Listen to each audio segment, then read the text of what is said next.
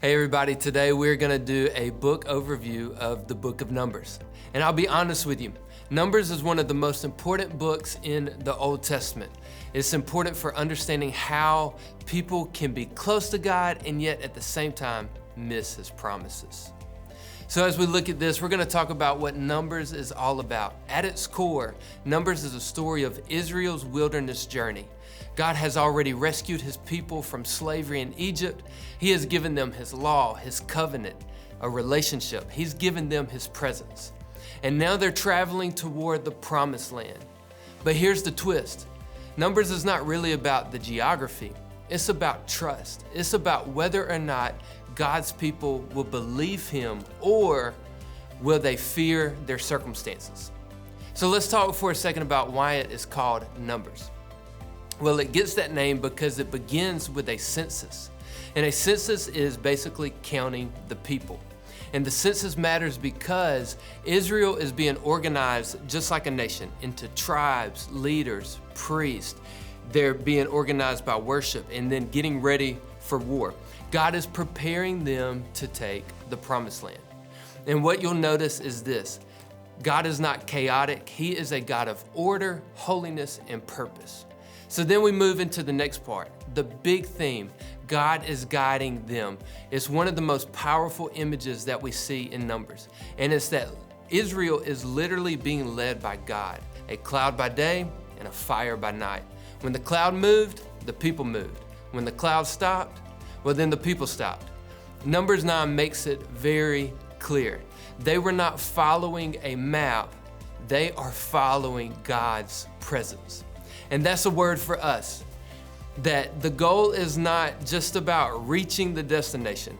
It's about staying close enough to God to recognize His voice. Now then we move to another part. Here's the turning point in the whole book. It's the spies. Here's the iconic moment in Numbers. It's where everything breaks. Moses sends 12 spies into the promised land. And the spies come back and say, the land is good, the fruit is huge, God's promises are real. But 10 of them panic and say, we can't do it. They are giants and we look like grasshoppers in their eyes. These 10 spies were terrified. And that moment changes everything. And at the same time, Joshua and Caleb, they say, no, God is with us and we can take this land. But Israel, they were afraid and they said, we would rather go back to Egypt. And because of unbelief, the result is devastating. God does not abandon them. Instead, He gives them exactly what they asked for, that they'll never see the promised land. So an entire generation wanders for 40 years in the wilderness.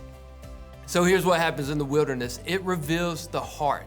As the story goes, Numbers shows what the wilderness does. The wilderness does not create unbelief, instead it reveals it. And so Israel complains. They complain about the food, the leadership, the discomfort.